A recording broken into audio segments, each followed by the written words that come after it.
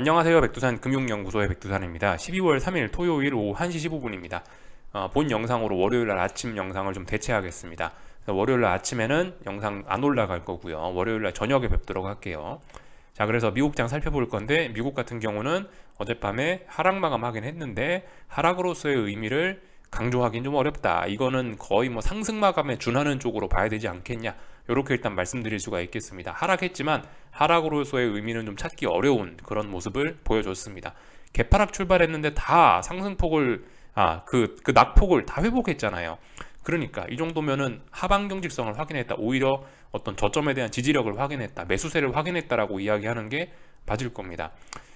그렇지만 그렇다고 이걸 좋게만 보기는 좀 어려운 게, 아직까지 어디를 넘어갔느냐, 지난 1거래일 혹은 2거래일 혹은 3거래일 동안 어딘가를 이제 넘지 못하고 있는 것도 사실이거든요. 매수세를 확인했지만 그 어딘가를 넘어가야 이제 상승을 하는 겁니다. 그 어딘가를 넘어갈지 안 넘어갈지는 아직 모르는 거죠. 그렇게 보시면 되겠습니다. 더 올라갈 것 같긴 한데 아직 중요한 저항을 넘지 못한 것도 사실이다. 어떻게 될까? 이 정도로 생각하시면 되겠습니다. 어제 폭락해서 출발했는데 다 되돌렸으니까 이제 앞으로 대세 상승이다, 그것도 아니라는 겁니다. 어딜 넘어가야 상승을 할 수 있다, 이렇게 생각하시면 되겠고요. 어제 같은 경우는 그죠? 이 하락의 의미를 찾긴 좀 어려워요. 보시다시피 상승 종목 수도 더 많고, 여기 뭐 전반적으로 어떤 이런 이 지도를 보셔도 이렇습니다. 지도를 보셔도 빨간색과 초록색이 골고루 섞여 있고, 진한 빨간색은 없고 초록색들이 진한 게 오히려 더 많죠. 전반적으로 분위기는 나쁘지 않았습니다. 다들 그러니까 이 개파락 출발을, 미국 증시가 개파락 출발했는데 고용지표 때문에 개파락 출발을 오히려 눌림으로 보고 다들 매수를 했다는 거, 이렇게 보시면 되겠습니다. 전반적으로 시장은 강했다, 이 정도로 보시면 될 것 같고, 그럼 왜 이런 일이 나타났냐, 왜 어젯밤에 개파락 출발했다 다 되돌렸냐, 이런 부분을 이제 좀 봐야 될 것 같은데, 여러분들도 다 아시다시피 고용지표가 나왔습니다. 고용지표가 나왔는데 예상치를 크게 상회한 거죠. 물론 이 고용지표 발표되기 전에 이 뭐 유로존에서 물가지표 이런 것들도 발표가 되고 했는데, 이런 건 뭐 그다지 시장에 영향을 미치지 못했으니까, 또 그리고 지금 여기다 큰 의미를 부여하기는 어려우니까 그냥 패스하겠습니다. 다만 이제 유로존도 일부 인플레이션 지표들이 이렇게 살짝씩 꺾이는 모습이 나오고 있거든요. 인플레이션 피크론의 가능성이 여전히 제기는 되고 있는 상황입니다. 이런 지표들을 통해서요. 근데 아직까지 인플레가 이제 끝났다라고 이야기하기엔 뭐예요, 그죠? 인플레가 꺾인 게 30.8이에요. PPI가 30.8. PPI 30이라는 게 이게 말이 안 되는 숫자인데 계속해서 30입니다. 조금 인플레가 올라가는 속도가 좀 둔화가 된 거지, 이제 인플레 끝났다도 아니고 여전히 인플레는 높은 수준을 유지하고 있습니다. 아직까지 인플레와의 싸움은 끝나지 않은 거죠. 이걸 잘 생각하셔야 되겠고, 다만 이제 지금 인플레가 조금 꺾이는 속도, 좀 꺾이려고 하니까 이제 이걸 보고 이제 연준이 경기도 어려운데 우리 이제 긴축 속도를 좀 조절해야 되지 않을까? 야, 인플레도 이제 살살 꺾이는 것 같잖아. 인플레 올라가는 속도가 예전 같지 않으니까 이제 우리도 좀 속도를 줄이는 게 어떨까라고 하면서 지금 이제 시장의 혼란이 지금 계속되고 있는 거죠. 하여튼 이거 지표 발표됐는데 별거 아니고, 중요했던 건 하여튼 어제 논판 페이롤스입니다. 이 고용지표, 여기 실업률하고 논판 페이롤스가 발표가 됐는데, 이 논판 페이롤스 같은 경우가 이게 충격적이었죠. 이게 예상치가 20만이었는데 26만 나왔다. 시장은 고용시장이 안 좋을 거라 생각을 했는데 생각보다 너무 좋았어요. 이거는 어닝 서프라이즈라 할 수 있겠죠. 서프라이즈 했습니다. 예상치보다 한 30%? 거의 뭐 20, 30% 이상 좋게 나왔으니까 어닝 서프라이즈입니다. 고용시장이 굉장히 튼튼하다는 결과가 나왔고, 반응이 재밌는데요. 결과적으로 어떻게 됐냐, 이게 고용지표가 서프라이즈해서 결과적으로 어쩌고 해서 0.1%밖에 안 빠졌다는 겁니다. 우리는 그래서 결론적으로는 이렇게 볼 수 있을 것 같아요. 결론적으로는 지금 이제 이 고용지표가 좋게 나오긴 했는데, 약간 이제 좀 관점이 좀 바뀌어야 되는 게 아니냐, 이런 생각을 좀 해봐야 된다라는 거죠. 지금까지는 뭐예요? 지금까지는 good is bad였지 않습니까?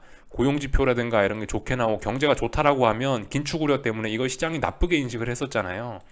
근데 이제는 good is good, bad is bad로 인식이 되는 것이 아닌가, 이렇게 시장의 관점이 바뀌는 것이 아닌가 생각을 해봐야 된다고요.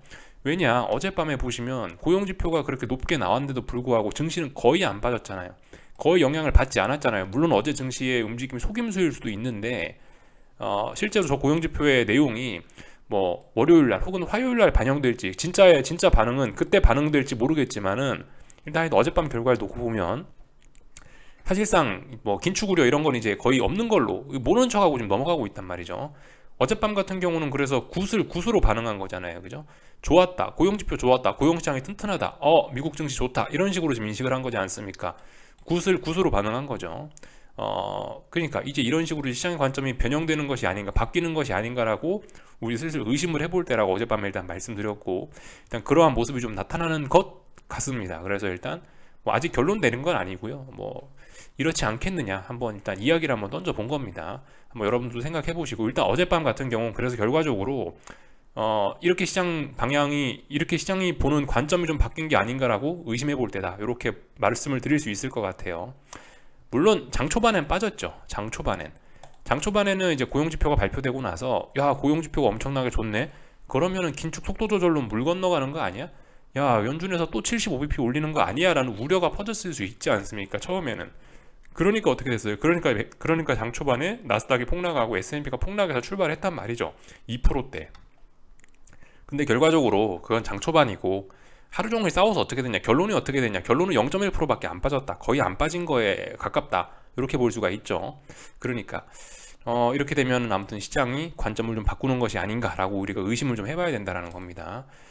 그래서 어젯밤 같은 경우는 좀 재미있긴 했어요. 어젯밤 같은 경우는 그래서 이 원래는 평상시대로라면 이렇게 고용지표 좋게 나왔으면 야, 이제 12월 달에 75bp 올린다라고 생각하면서 시장이 긴축 우려에 발발 떨고 달러 강세 나오고 금리가 올라가고 이런 전형적인 긴축 우려를 하는 모습을 보였어야 되는데, 평상시 같으면 어젯밤은 전혀 다른 모습을 보였다라는 거예요.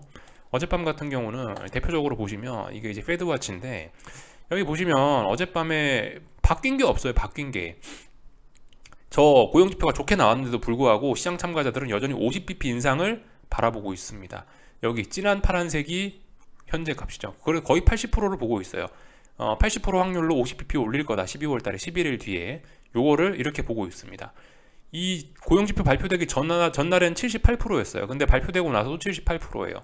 그러니까 고용지표가 어떻게 나오든 간에 어차피 연준은 50bp 올릴 거야 라는 기대감을 갖고 있는 것 같습니다. 그래서 보시다시피 이 고용지표가 그렇게 나왔음에도 불구하고 긴축 우려 이런 게 거의 없었다라고 일단은 보여집니다. 객관적인 숫자로 일단 이렇게 보여져요.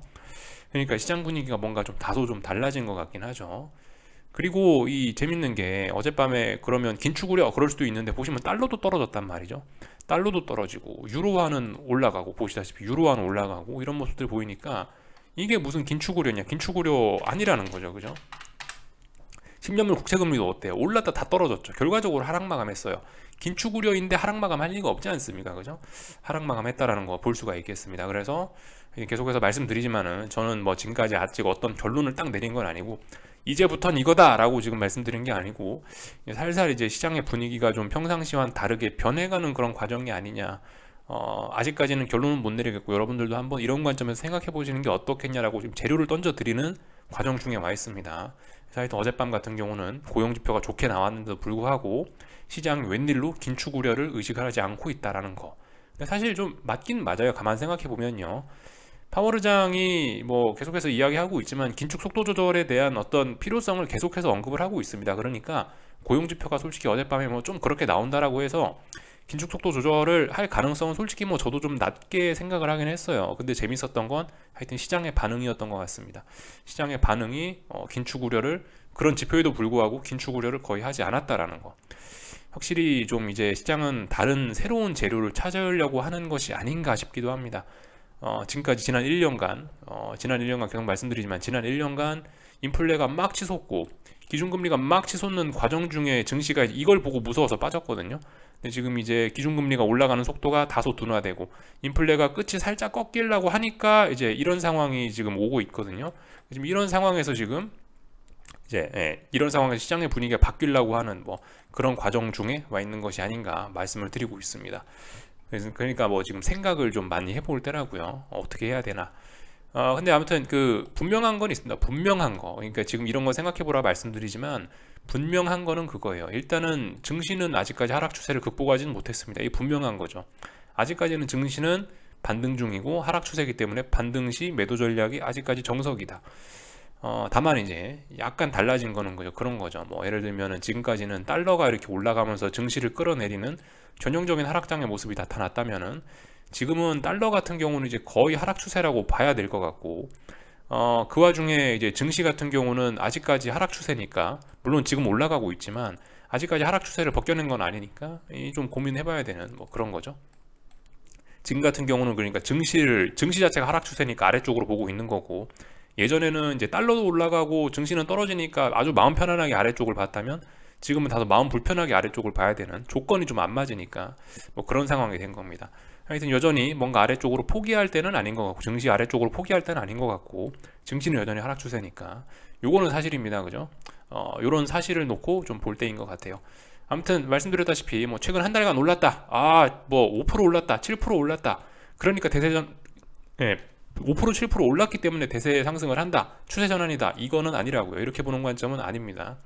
어딘가를 돌파한착하고 뭐 추세의 변화가 생겨야지, 그래야 이제 추세가 전환되는 거지, 그렇게 추세가 전환되는 것은 아니다. 그러니까 일단 조금 더 지켜보자. 뭐 어차피 그리고 뭐 일단 오르는 게 뭐 자연스러운 그림이긴 했다, 이렇게 일단 말씀드릴 수가 있겠습니다.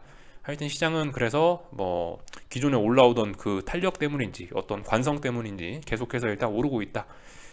시장의 관점 변화, 굿 이즈 배드에서 굿 이즈 굿, 배드 이즈 배드, 그런 걸로 좀 시장이 좀 관점을 전환하는 그런 순간이 아닌가 우리는 의심을 해봐야 된다. 이 정도 이야기를 좀 드리면 될 것 같아요. 좀 전반적인 이야기를 좀 드려봤고요. 그래서 하여튼 아직까지 모른다, 더 지켜보자. 그래서 이제 얼추 중요한 이벤트는 다 끝났죠.